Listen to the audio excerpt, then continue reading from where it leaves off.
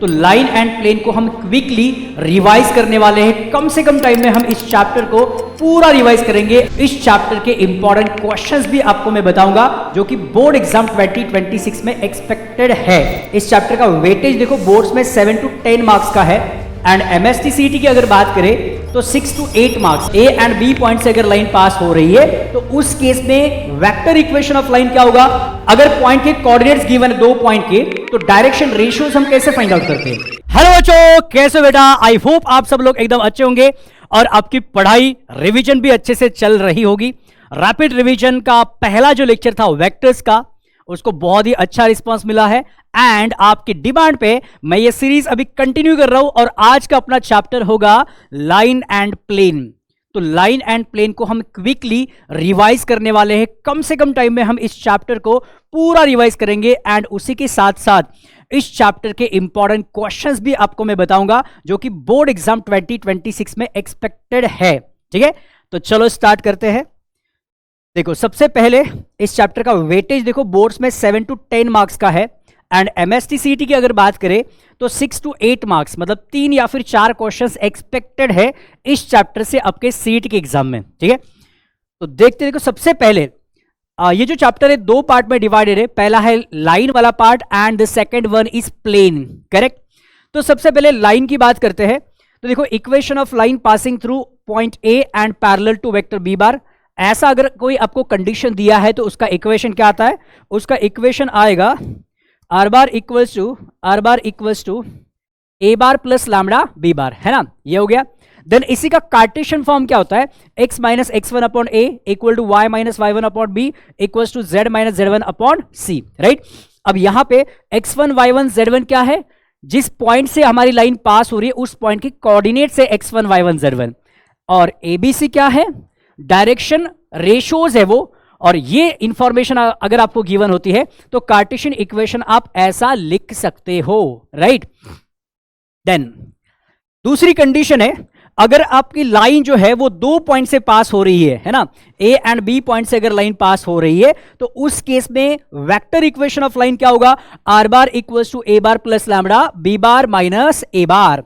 And इसी condition के लिए कार्टेशियन इक्वेशन क्या होगा? x minus x1 upon x2 minus x1 equals to y minus y1 upon y2 minus y1 z minus z1 upon z2 minus z1। ये Cartesian equation हो गया, तो ज्यादा लोड नहीं लेना। देखो पहला कार्टेशियन इक्वेशन आपको पता है, ये वाला देख लो, है ना? तो न्यूमरेटर देखो सेम है, करेक्ट।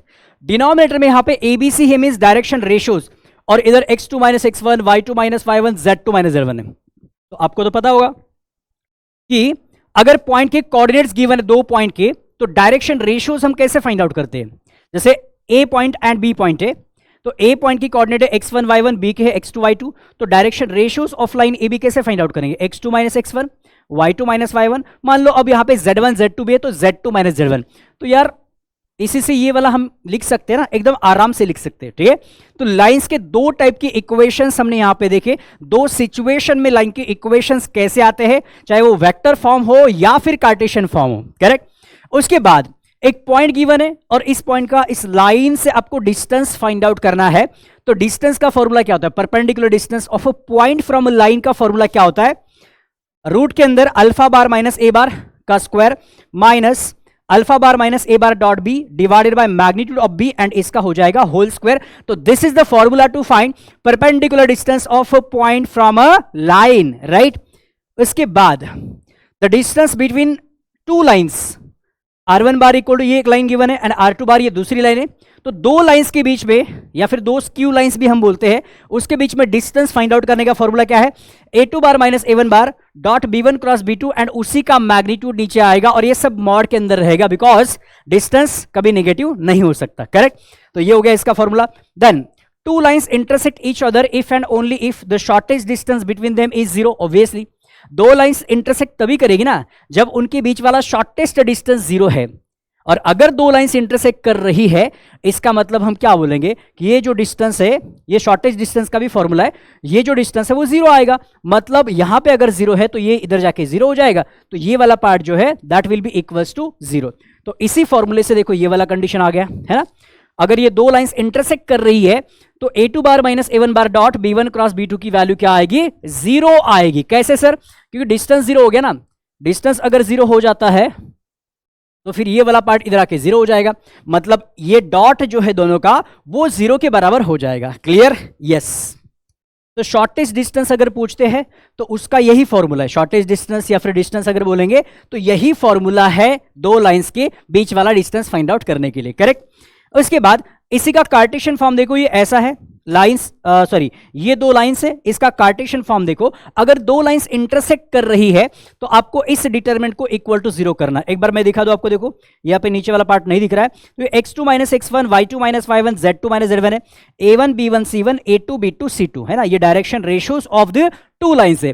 तो ये डिटरमिनेंट आप इक्वल टू 0 कर दो, है ना, तो उससे आपको कोई अननोन एखादा दिया होगा k वगैरह या फिर p, उसकी वैल्यू मिल जाएगी, है ना। इन्होंने बोला कि दो लाइंस इंटरसेक्ट कर रही है, then find the value of k, तो आपको इस डिटरमिनेंट को डायरेक्टली इक्वल टू 0 करके सॉल्व करना है, और ये बहुत इंपॉर्टेंट है बोर्ड एग्जाम के लिए। ठीक है, इसके ऊपर क्वेश्चंस आते हैं बोर्ड एग्जाम में, राइट। देन उसके बाद आता है the distance between parallel lines. भाई पैरेलल लाइन की खासियत क्या है, ये देखो यहाँ पे, है ना, आपको इसको देख के पता चलेगा। ये जो b बार है ये सेम होता है पैरेलल लाइंस के केस में, है ना, ये b बार देखो सेम है, b1 b2 नहीं है यहाँ पे, इधर देखो b1 b2 था, यहाँ पे b1 b2 था, b1 b2, है ना। पैरेलल लाइंस के केस में ये b बार जो है ना वो सेम होता है। तो डिस्टेंस बिटवीन पैरेलल लाइंस का फॉर्मूला क्या बनेगा फिर?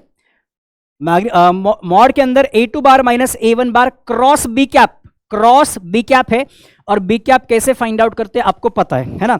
तो इसी फॉर्मूले को हम ऐसा भी लिख सकते हैं, a2 bar minus a1 bar cross b bar divided by, whole divide भी कर सकते हैं, है ना, डिवाइडेड बाय b का मैग्नीट्यूड, है ना।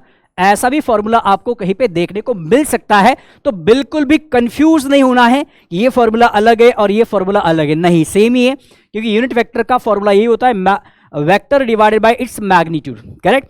तो this is the formula to find the distance between two parallel lines. Correct?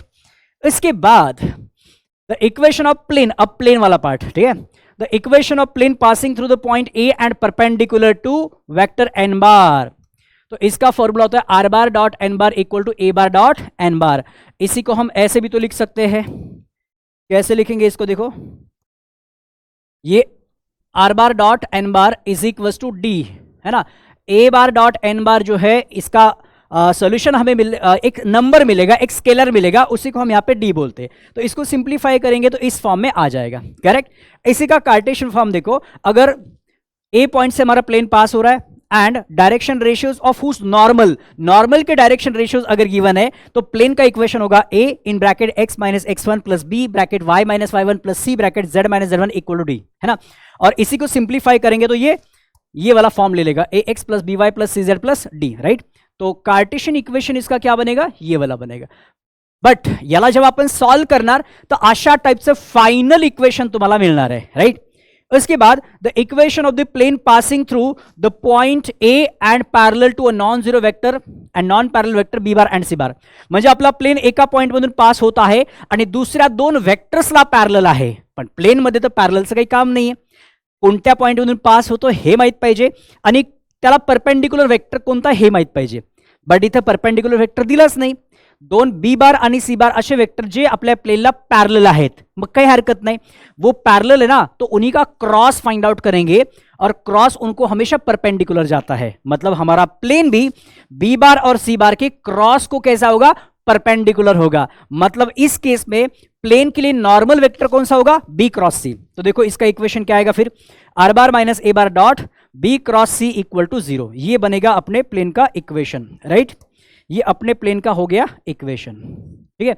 इसी को अगर सिंप्लीफाई करेंगे, इसी को सिंप्लीफाई करेंगे तो ऐसा बनेगा ना, आर बार के साथ ये डॉट हो गया B cross C, minus A बार के साथ डॉट हो गया बी क्रॉस सी, और वही माइनस वाला पार्ट राइट साइड में गया तो प्लस हो गया, ठीक। तो इसको सिंप्लीफाई करेंगे ना तो यही बनता है, राइट। तो आप बाद में सिंप्लीफाई करके देख लेना, एक अगर कोई भी एक फॉर्म आपने याद रख लिया ना तो उसमें इसमें आप सेकेंड फॉर्म में कन्वर्ट कर सकते हैं, इजिली कर सकते हैं, ओके। चलो, the vector equation of the plane passing through non collinear points, है ना, 3 नॉन कोलिनियर पॉइंट्स आपको दिए हैं और उन 3 नॉन कोलिनियर पॉइंट से अपना प्लेन पास हो रहा है, तो उसका वेक्टर इक्वेशन क्या होगा?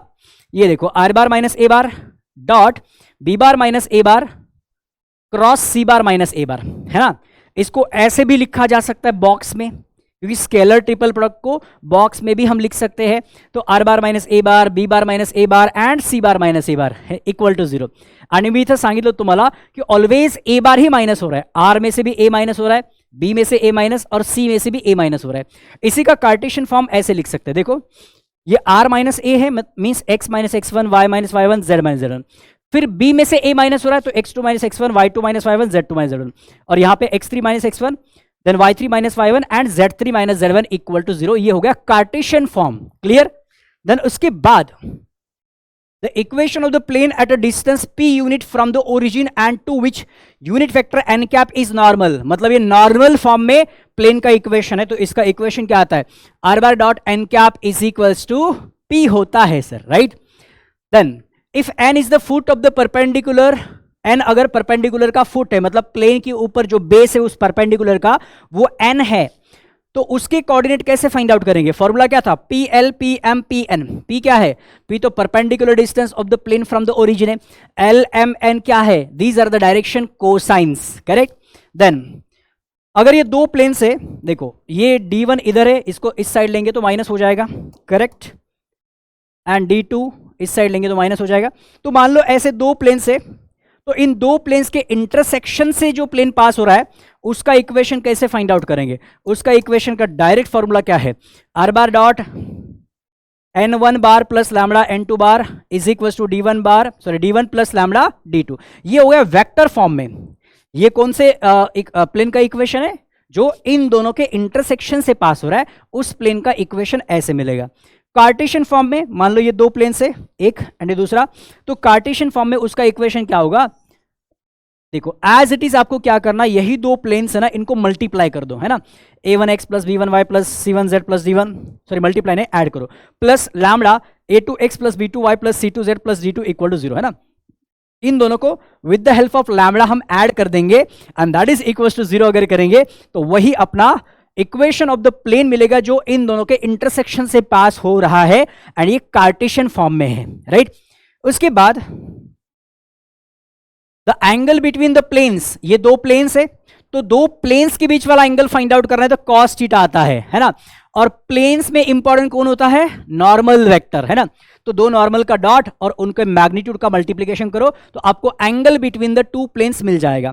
उसके बाद angle between the line and plane, plane plane है या फिर लाइन लाइन है, वहां पे कॉस थीटा आता है, ये मैंने आपको बताया था याद रखने के लिए ना। बट लाइन और प्लेन है तो साइन थीटा आएगा, साइन थीटा है। अब लाइन में इंपॉर्टेंट कौन होता है, ये वाला बी बार जो डायरेक्शन देने का काम कर रहा है, और इधर एन बार है, तो इन दोनों का डॉट करो, बी बार डॉट एन बार, और उन्हीं दोनों का मैग्नीट्यूड का मल्टीप्लीकेशन कर दो तो वो बन जाएगा आपका angle between the line and plane, correct. उसके बाद if this two lines are coplanar, अगर ये दो लाइन्स कोप्लेनर है, then the equation of plane containing these coplanar lines, वो दो लाइन्स कोप्लेनर है मतलब वो इंटरसेक्ट कर रही है, करेक्ट, इंटरसेक्ट कर रही है, क्योंकि देखो दोनों डिफरेंट लाइन है, दोनों डिफरेंट लाइन से, मतलब पैरेलल तो है नहीं वो, तो एक प्लेन के अंदर या तो लाइन पैरेलल हो सकती है या फिर इंटरसेक्टिंग हो सकती है। बट इन लाइंस को देख के तो नहीं लग रहा है ये पैरेलल है, क्योंकि देखो ये सब अलग है, डायरेक्शन रेशियोज देखो इसके और इसके अलग है, मतलब ये दो लाइंस पैरेलल तो नहीं है बट सेम प्लेन में है, इसका मतलब वो इंटरसेक्ट कर रही है। तो इंटरसेक्ट अगर कर रही है तो हमें पता है ये डिटरमिनेंट क्या होगा, 0 के बराबर होगा, करेक्ट। ये डिटरमिनेंट नहीं, x2 minus x1 y2 minus y1 होगा। बट यहां पे उन्होंने क्या बोला है कि वो जो दो लाइंस इंटरसेक्टिंग है वो एक प्लेन बना रही है, तो उस प्लेन का इक्वेशन कैसे फाइंड आउट करें, तो उसके लिए ये फॉर्मूला है x minus x1 y minus y1 z minus z1, नीचे a1 b1 c1 a2 b2 c2। इसी को वेक्टर फॉर्म में हम ऐसा लिख सकते हैं, ये कार्टेशियन फॉर्म है और ये वेक्टर फॉर्म है। देन इसमें एक लास्ट कंसेप्ट है, the distance of the point A from the plane, plane का इक्वेशन देख लो इस फॉर्म में होना चाहिए, है ना। बुक में आपको अलग फॉर्मूला मिल सकता है बट मैंने इसको सिंपल बनाया, वहां पे कंफ्यूजन क्रिएट होता है, तो वहां पे एन कैप दिया होगा बुक में, तो मैंने इसको एन बार लिखा है। बुक में आपको यहाँ पे पी मिलेगा, मैंने इसको डी लिखा है, ठीक है, ताकि कंफ्यूजन ना हो। तो देखो पॉइंट ए से इस प्लेन का इक्वेशन फाइंड आउट करना है, प्लेन का इक्वेशन क्या है, R bar dot N bar equal to D है, ठीक है। तो इसका डिस्टेंस कैसे मिलेगा आपको, मॉड के अंदर a bar dot n bar minus D, D मतलब ये वाला है ना, divided by magnitude of n bar, that's it, है ना। तो इससे आपको distance of a point from a plane मिल जाएगा, करेक्ट। आई होप आपको ये सारे के सारे फॉर्मूले, सारे के सारे कंसेप्ट एकदम अच्छे से क्लियर है, यस। तो चलो अब इसके इंपॉर्टेंट क्वेश्चंस देखते हैं। देखो, find the Cartesian equation of the plane passing through point and direction ratios दिए है। वेक्टर इक्वेशन पूछा है लाइन का, है ना। कंडीशन देखो यहाँ पे, लाइंस आर राइट एंगल पे है ना, मतलब इनके बीच वाला एंगल क्या है, 90 डिग्री है। Then find the value of K. Cartesian equation दिया है तो इसका वेक्टर इक्वेशन फाइंड आउट करना है। इक्वेशन ऑफ प्लेन दिया है, length of perpendicular find out करना है ना, मतलब पी की वैल्यू फाइंड आउट करनी है। तो इसको किस में कन्वर्ट करेंगे, एन कैप में करेंगे, है ना, यस। ऐसे क्वेश्चन हमने लिए हैं। Find the vector equation of the plane which is at a distance 5 from the origin, है ना, एंड नॉर्मल दिया हुआ है, मतलब नॉर्मल फॉर्म है ये। फाइंड द शॉर्टेस्ट डिस्टेंस वाला क्वेश्चन बहुत इंपॉर्टेंट है, शॉर्टेस्ट डिस्टेंस वाला क्वेश्चन आप कर लेना, बहुत ज्यादा इंपॉर्टेंट है ये, शॉर्टेस्ट डिस्टेंस, है ना। उसके बाद find the distance between the parallel lines, find the shortest distance between the lines, ये वेक्टर फॉर्म में है, ये कार्टेशियन फॉर्म में है, ठीक है। Then if the lines intersect, ये भी बहुत इंपॉर्टेंट क्वेश्चन है, लाइंस अगर इंटरसेक्ट करती है तो अननोन की वैल्यू फाइंड आउट करो। Then find the equation of the plane passing through intersection of the planes, एक पॉइंट भी दिया हुआ है। Find the equation of the plane parallel to the plane, the perpendicular distance of the plane from the origin, ये पूछा है, and that's it, ठीक है। तो भाई लाइन एंड प्लेन का ये वाला जो लेक्चर है, इसमें हमने क्विकली रिकैप किया है कि इस चैप्टर के इंपॉर्टेंट कंसेप्ट क्या है। मतलब लास्ट मिनट रिवीजन के लिए ये वाला जो पीडीएफ, ये बहुत ज्यादा हेल्पफुल रहेगा आपके लिए। तो इस पीडीएफ को आपको सेव करके रखना है। ये वाली पीडीएफ आपको कहां मिलेगी, पीडब्ल्यू महाराष्ट्र अपना जो व्हाट्सएप ग्रुप है उस पे आपको इसकी पीडीएफ मिलेगी। ये सारे रैपिड रिवीजन के पीडीएफ्स आप सेव करके रखना, लास्ट मिनट रिवीजन में आपको बहुत आपका टाइम बचा सकते हो आप, और इससे आप अच्छे से पूरा चैप्टर रिवाइज करके एकदम कम टाइम में अच्छे मार्क्स ला सकते हो, ठीक है। तो आई होप आपको ये सब कुछ क्लियर है। तो यहां पे हम रुकते हैं। So bye bye, take care and have a nice day.